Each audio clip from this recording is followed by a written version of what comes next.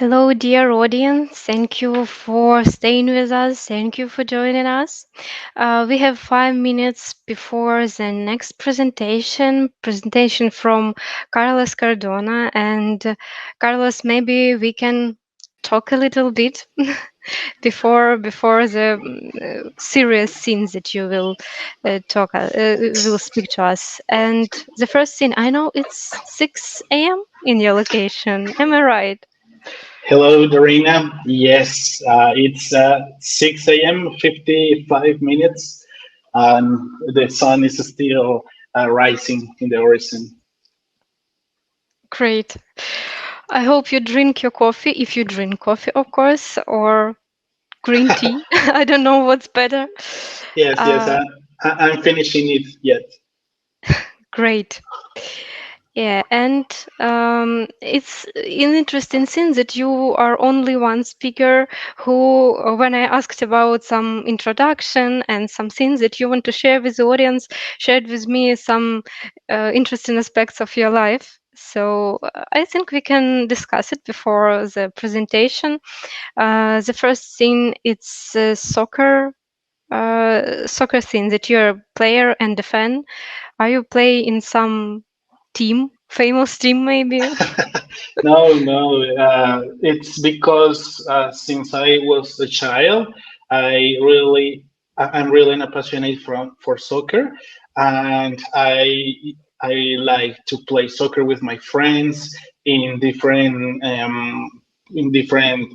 zones in the city, and I have different shares of my favorite teams, like the Manchester City, like Bayern Munich, and also I used to see the soccer games from Colombia team. In this case, we are not playing the FIFA World Cup, but still, I'm going to watch it. Great.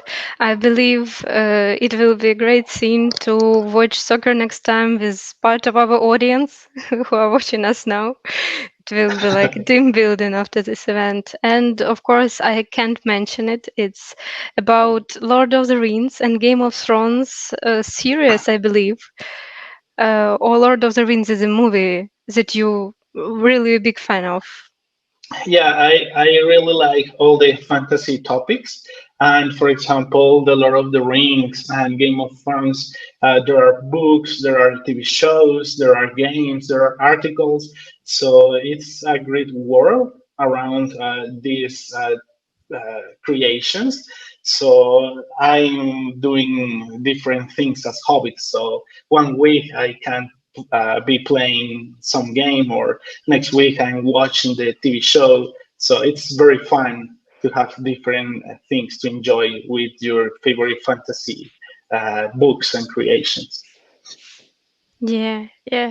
Can you recommend the latest series about the Rings? It's like I can't remember the topic, the name of the series. It's the latest Yeah. series about Lord of the Rings lore. Yeah, the last series, it's called The Lord of the Rings, The Rings of Power. It Uh-huh. was launched on Amazon Prime, and the series told the history on the First Age, when before of all the action that happened in the previous movies, in The Lord of the Rings and the Hobbit movies. Great. Okay. I believe I will watch it the nearest time. Thank you. And the last topic, and it's more closer to our conference. It's about that you are 1 year at EPAM for now.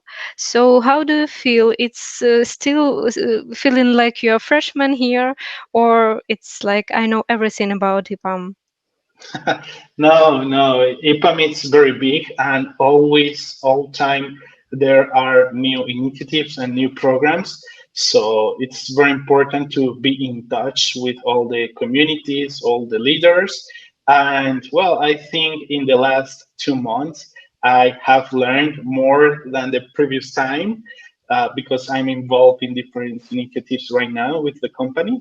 So I think I have like the 30% of knowledge about EPAM ecosystem. So I think on the next year I will know more details about EPAM and how to give value in other initiatives.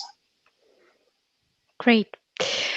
Thank you so much. And it's 12 in my time, sorry. And it means that we need to start our presentation, your presentation, and I want to mention that this conference is powered by Business Analyst community, um, which is which have a very big amount of streams and different initiatives that can be interesting for people in different domains in business analysis. So please join us on your community page. And to our topic, uh, Carlos, thank you for being our speaker today. And I want you to tell us about BA challenges, how to fulfill the role of Scrum Master successfully. And the mic is yours. Wish you good luck. Okay, thank you so much, Darina. Hi, everyone. First of all, thank you for joining to this BA Excellence Conference, and thank you for listening all the speakers, if you have listened all of them. Let's start with the agenda. Uh, right now, there are four topics. The BA skills required for a Scrum Master's role. The second one, the opportunities and challenges I have identified based on my experience. The next is related about my experience, how I immerse myself in the Scrum Master's task. And the last one, it's related with the lessons learned.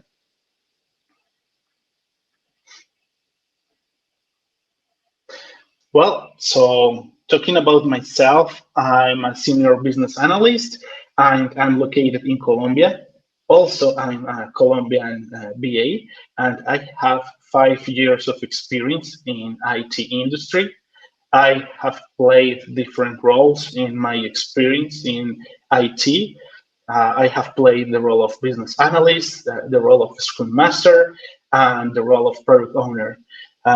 In fact, this week I have started a new role with a new project, and I'm going to start playing the role of product manager.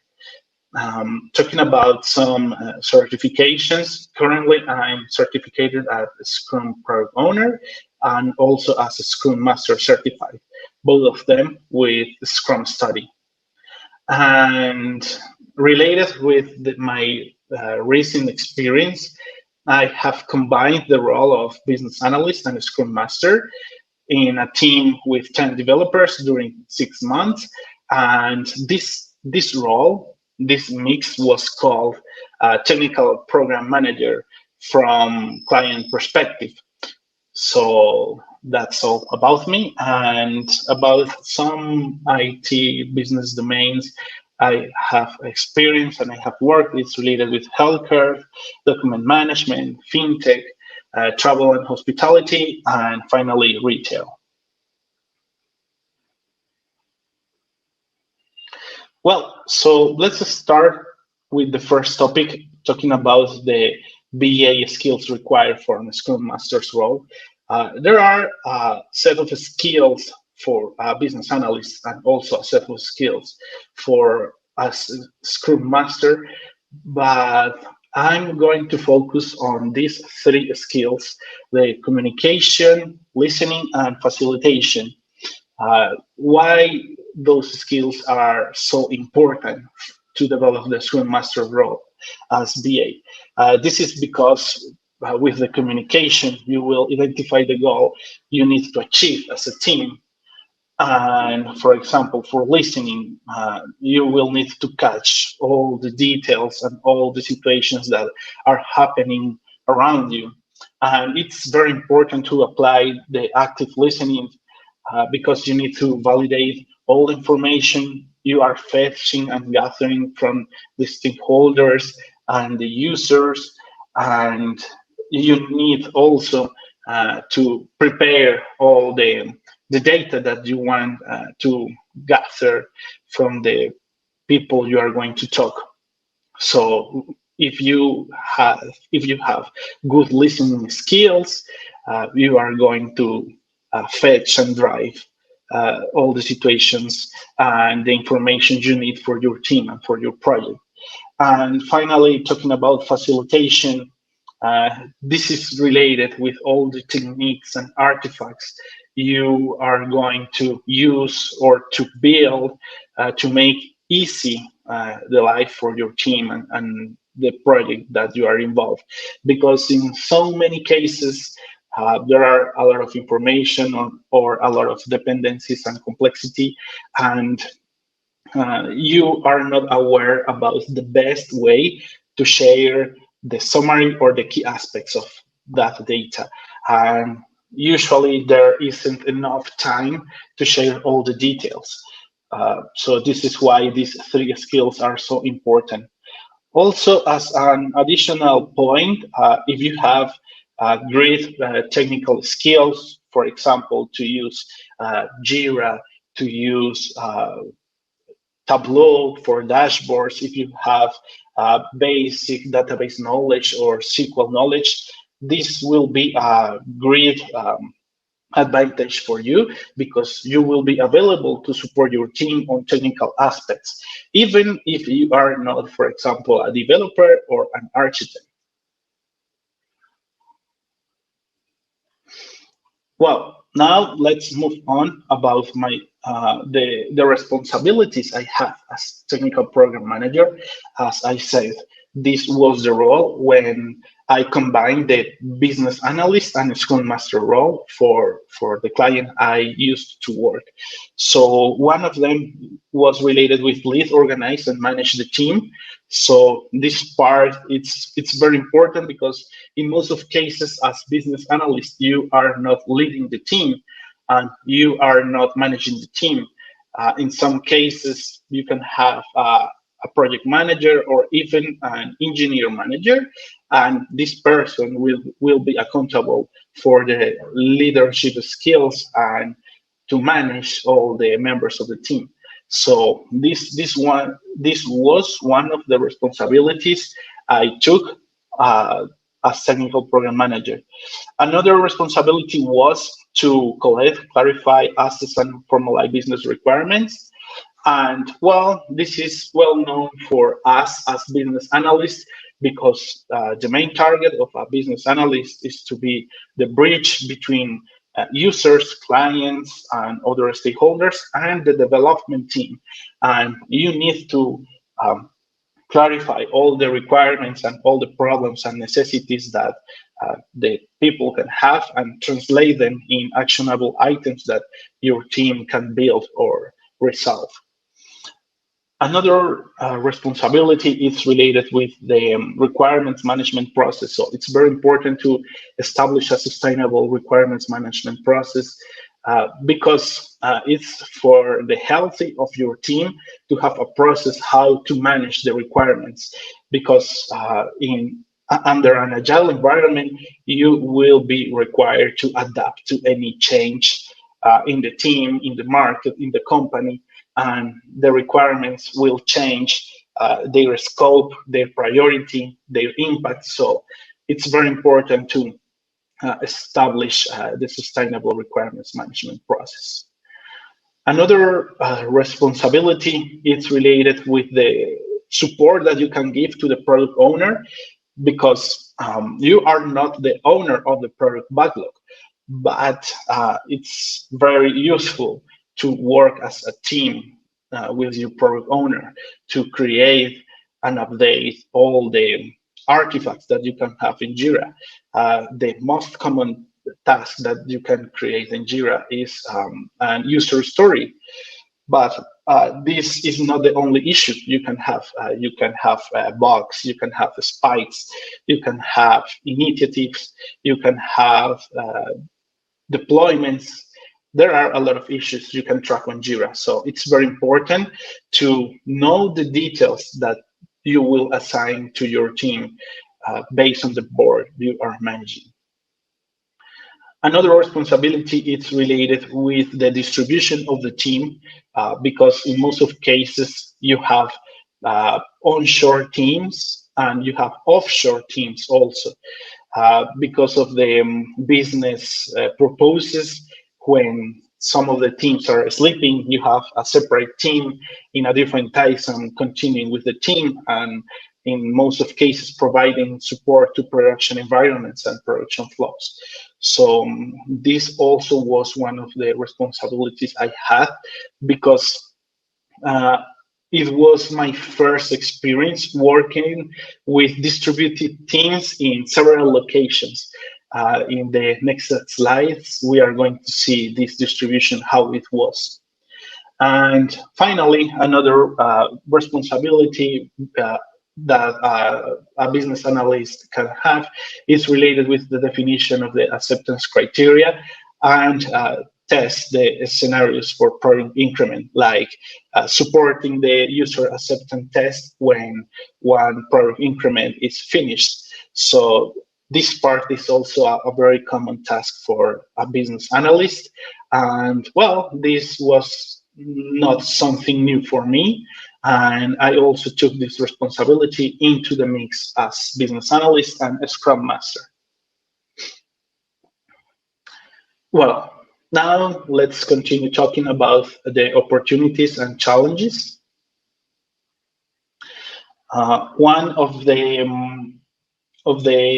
things that create these opportunities and challenges was related with the team distribution, because as you can see, there are several points in the world. So, for example, there was an onshore team located in Seattle and another in Vancouver, and this team was assigned directly from the customer, and there was a team assigned to support this onshore team, and this team was located in Colombia, the team that I was part. And well, in Colombia, there were not presence from customer. And as we can see, there are 2 points, one located in Ukraine and a second point located in India. So in Ukraine also, there were an offshore team, and I used to talk with them, and my colleagues in Colombia used to talk with them to keep working in new features and in some cases to provide production support. And finally, in India, there was located a second offshore team, and this offshore team was hired directly by the customer to provide guidance in our production environments and to execute all the applications that was expected to run in production environments. And I have shared this slide because I want to point the complexity of the distributions of these teams. Usually, you are working with teams in your same time zone. In some cases, you are going to work with only one country, for example, with United States, and maybe one or two persons located in a different time zone. But for this time, there were like 4 time zones, different cultures, different languages. Everyone would require to talk in English, but if you are not native, in some cases it's hard to share your ideas as you do in your native language. Well, so based on that distribution of the team, I identified some opportunities. The first one was related to ensure the visibility of my colleagues' work, because as business analysts, you are not so aware to talk about the work that your team has finished. Although, as a Scrum Master, you need to show all the things and for example, user stories or epics that your team has finished. So I identified one opportunity to start giving the visibility of all the things the team has finished and the value that they were giving with all the work we did. Another opportunity was related with the backlog because under the scope of this project and this situation, the product owner was not so related with the technical aspects, and our team in Colombia was work about backend initiatives. So I started to play like the owner role for our backlog. So the product owner just shared some initiatives that we need to finish, like to migrate some applications to new Kubernetes cluster, start migrating our repositories to a new GitLab repository, maybe to start onboarding to different platforms and applications inside the company, but were not product details about this. So I started to explain and provide the technical details about this work and the benefits and the change on the production environment and the value that we were giving to our customers. Another opportunity I identified was related to adapt the Scrum to our team because the team was not really happy to have a lot of ceremonies, and most of the time there were peak of work and people were taking some extra hours in couple of sprints to finish the commitment, and there wasn't enough time, for example, to have a good retrospective, or for example to have more than one refinement session to provide details about the user stories. So I found an opportunity to adapt the Scrum framework to our necessities and our behavior. And finally, the last opportunity identified was to build a team spirit and improve the skills with sense of belonging. Because at the very beginning, the team was only one squad. We can say that, and because of the complexity, we have decided to split the team in two squads. One of them to work only in product requirements, and the second one, the squad that I was the Scrum Master, um, to work on engineering and architecture requirements. So what happened on the first time that uh, I connected to different meetings with all the team, like 25 people, and there wasn't enough time on the daily to share all the details. And in some cases, I wasn't interested on the job and the work of other colleagues because I wasn't part of those epics. So I I identified an opportunity to start creating this sense and this feeling to be part of a team. So with the new squad, I work on this part.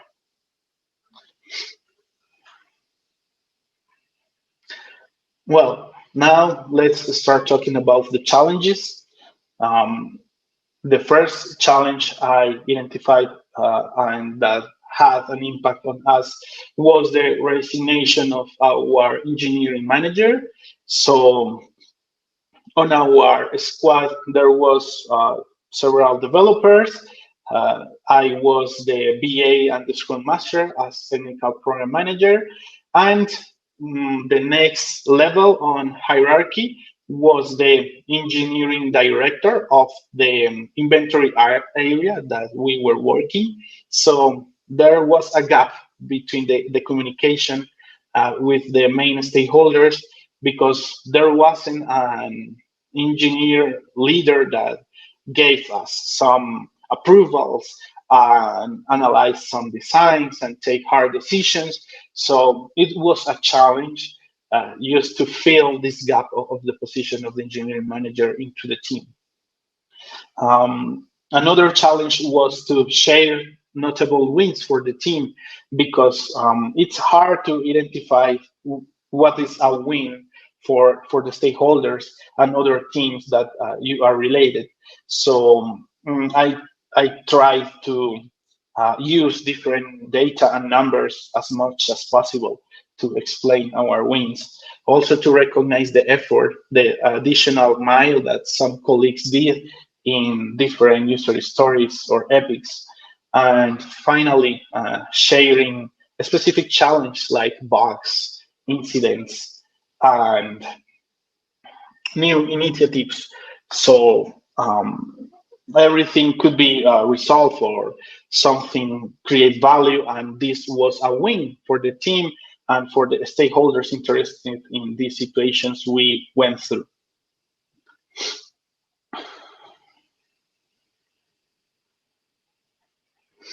Well, now we are going to talk about my experience going myself in these Scrum Master tasks. Well, on this part, I'm going to share some action items I took developing this Scrum Master role as business analyst. And all of these action items was the output for the opportunities and challenges I was faced. So the first one was related with the user stories tracking, or as our customer calls them, the tickets. So was very important to start gathering building summaries about all the details that I received on our Scrum Daily meetings, because I started to use them to create reports, to create dashboards, to create training opportunities, and also to keep the speed of the team, because it's very important to hold the team speed, even if there are people taking vacations or they are taking sick leave, looking for the best ways to keep the team speed. And well, in the future, with the experience, increasing that speed, because under our agile methodologies and Scrum framework is expected to increase the team speed in certain sprints in the future. So I decided to make my best to gain this advantage for our team, improving all the ticket, all the user stories, and all the outputs I received on the different meetings I was participating. Another action item was the estimation, because we were lacked on estimation accuracy. So we started to estimate our epics with a t-shirt size technique, and we started to provide a number for the epics were assigned to us. So we started to plan better the capacity for our team in the different sprints and the different quarters, and this was useful because I was able to understand the skills of the colleagues, and also to understand the dependencies among all the user stories and epics we were working, because I was the voice of the team to explain what we were working and the deliverables we were building. Additionally, with this improving of the accuracy, also we started to work on spikes to reduce the uncertainty, because before of this, we were creating different user stories just to make a research of something, but it was not the best way to track these researching and the discovery we were working from technical point of view. So the spikes provided us a better way about the things we require to build, and also to attach the details about how to build a solution and to talk about it, because based on one result, the team has different perspectives to analyze if that proposal was the best. The next action was related with the partnership with different tech leads, because we had the gap for the engineer manager. So was very important to support the application execution tasks. and also to understand the business purposes, because this facilitated me to make decisions. So I learned different things in the production environments with SQL, with the cloud, with different applications that we were handling in Airflow, free tool built in Python to execute flows of jobs or services. So was very important to uh, got close to these technical leads to support them and understand what they were doing on the daily basis, and the support and the guidance they were providing for the customer. And this made very easy with the time to make decisions, because I had all the details about the work that the team was doing, all the details about the services and jobs we were running on production environments, and also this helped me to provide details to other teams about our dependencies, our progress, to identify specific issues we were having on our end, on their end, because most of time was hard to identify the root of the issue. So it's a key aspect to build a partnership with different technical leads. And the last action item I took was the build trust as team. So I follow up the different changes we have proposed for the Scrum ceremonies, and start tracking the impact of these changes in the team speed.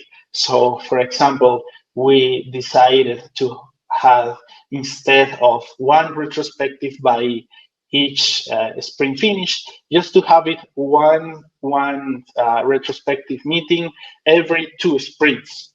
So we collected great feedback about the things we did good, the things we could improve, and some action items to improve our behavior and our performance. Because when we did it sprint by sprint, as the framework suggested to do it, the team was not very participative. And sometimes the colleagues even didn't connect to the sessions. But with this change, I noticed there was a great audience on our retrospectives, and everyone was participating with different point of view, and this was very rich for the team growth.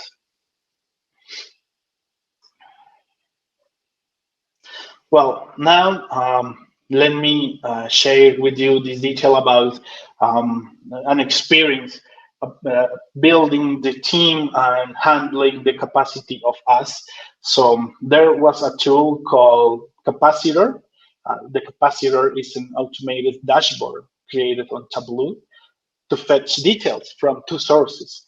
The first source was Jira, to gather details from epics, user stories, spikes, and all the issues we had.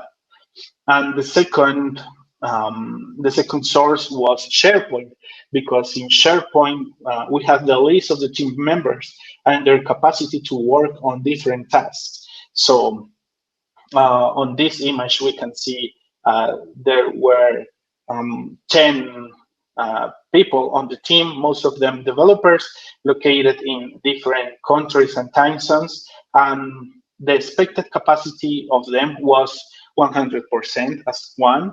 But in some cases, the technical leads took less capacity, because they were working in different designs, attending production issues, talking with other teams, and, for example, taking compensatory time off because of their additional time and additional work fixing things in production and environments. So for this reason, their capacity is reduced. And, well, at the end, we have like a capacity between 90 and 95%. And with this percentage, the capacitor on Tableau took the prorated capacity for us in a quarter, for example, and we started to add all the epics with their details and just to know when was required to finish them and the estimation that we were giving with the Teshir technique. So, for example, for X, for large epics, we were giving 200 points of effort, to 200 story points of effort, yes. For medium epics, we were providing 150 story points of effort. And lastly, for small epics, we were providing 100 story points of effort.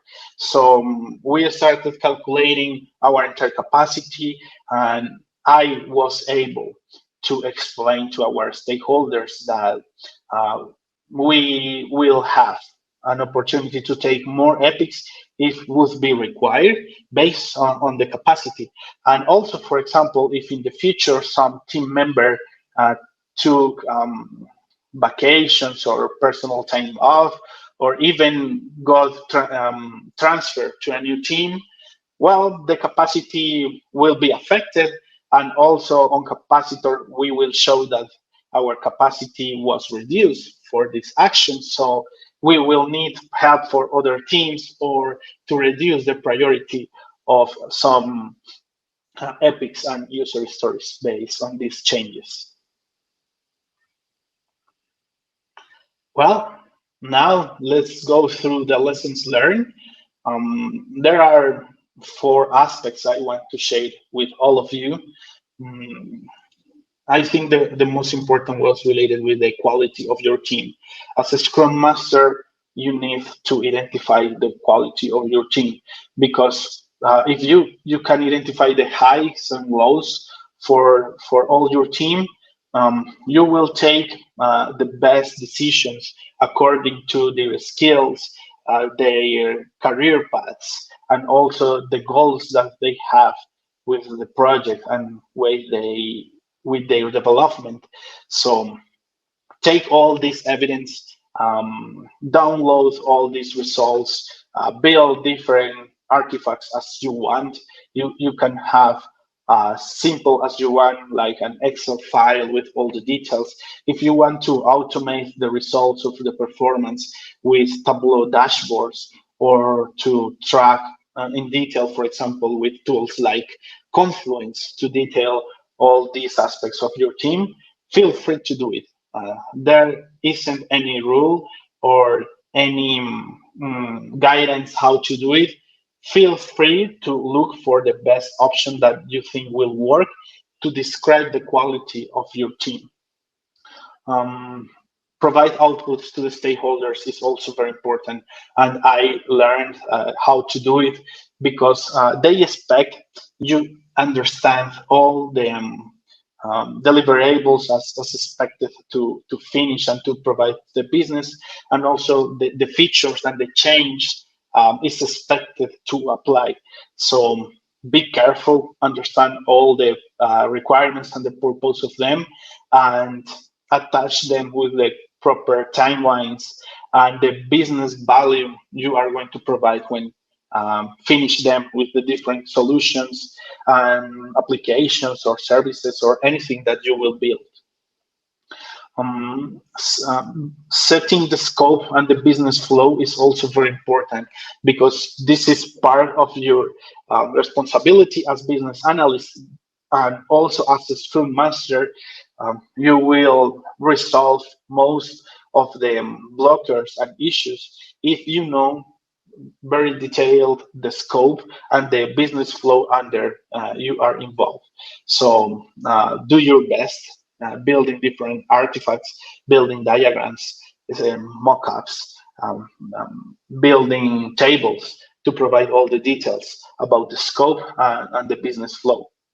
And finally, try to avoid rushing under pressure. As a Scrum Master, you need to learn how to deal with pressure. In most of cases, you will face issues and blockers with your team, and trust in them, because your team is your primary source of information. So defend them, understand them, and based on that, take a breath and think on the best way to resolve the issues and to negotiate timelines and the scope and commitments with the stakeholders. Um, I think the more information you have, the agile and more accurate your decision making will be.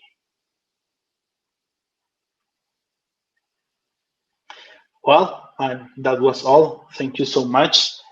Feel free to reach me on LinkedIn with all the content that I'm sharing from product and from business analysis area. And also feel free to follow us with the new Colombia community we are leading.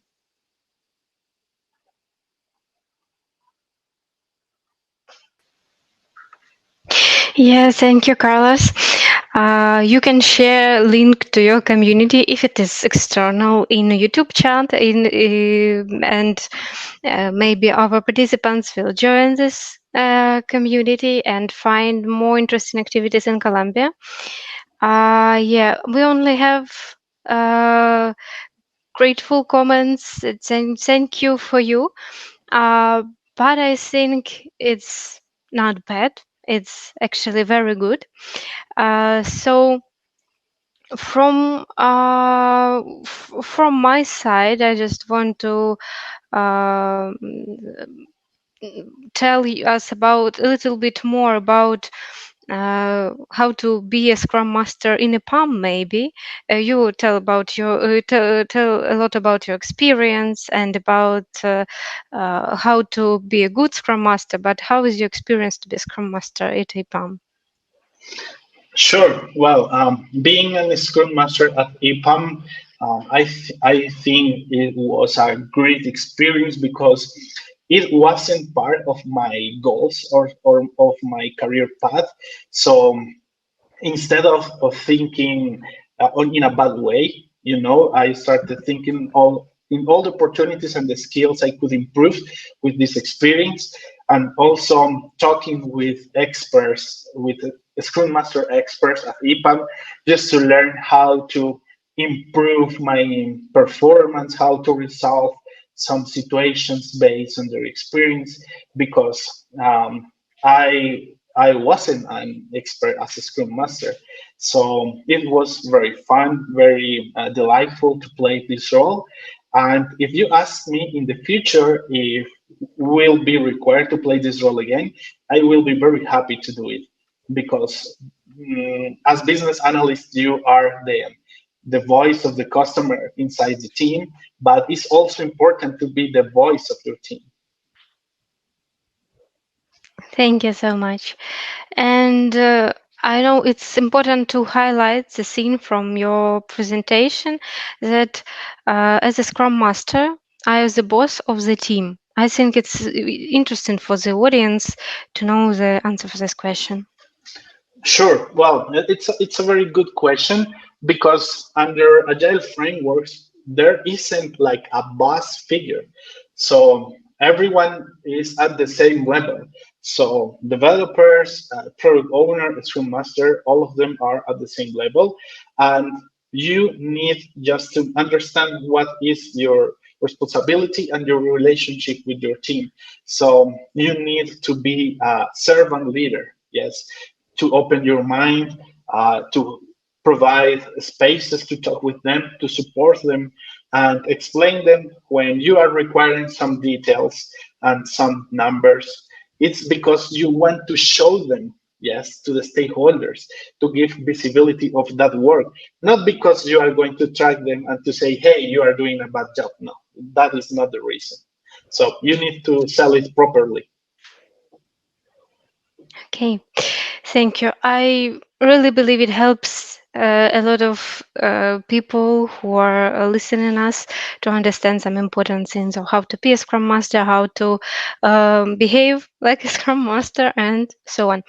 Yeah, and thank you, Carlos, for a great presentation. It is really valuable, and your presentation is the last for our first half of a Business Analyst Excellence Conference. So thank you so much for the perfect closure of the first part.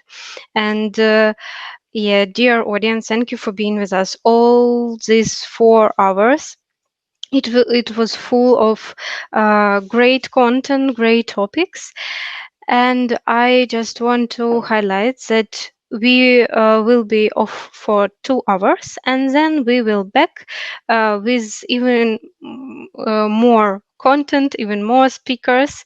So please be with us, join us again, and I want to tell you that we have some fun activity for you in our social media, where you can post your photo of from where are you watching this conference. I've already posted my setup with a laptop with a the next screen. So Carlos, maybe you want to share your setup, how you were a speaker for us.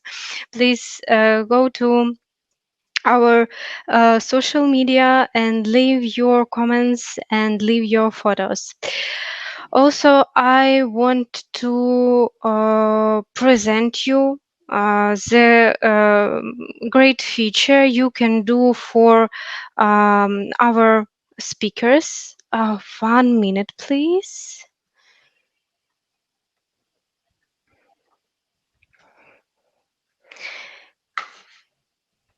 Yeah, I'm back. And I want to share my screen and show you what activities can you do on our coffee break. So yeah, you can go to our main page of our conference. It looks great, unbelievably good, and choose the topics that were interesting for you, that you heard, or maybe you gave questions for that topics, and open this topic that you like, and rate the stars, and also say thank you for the speaker you like this, give a badge and give a valuable comment. It's take only 1 to 3 minutes, but it's very pleasant for speakers to receive a feedback from you. So please follow our main page. You can find it on the chat, and I will share it again. And we will be very thankful to you if you leave your stars and the feedback.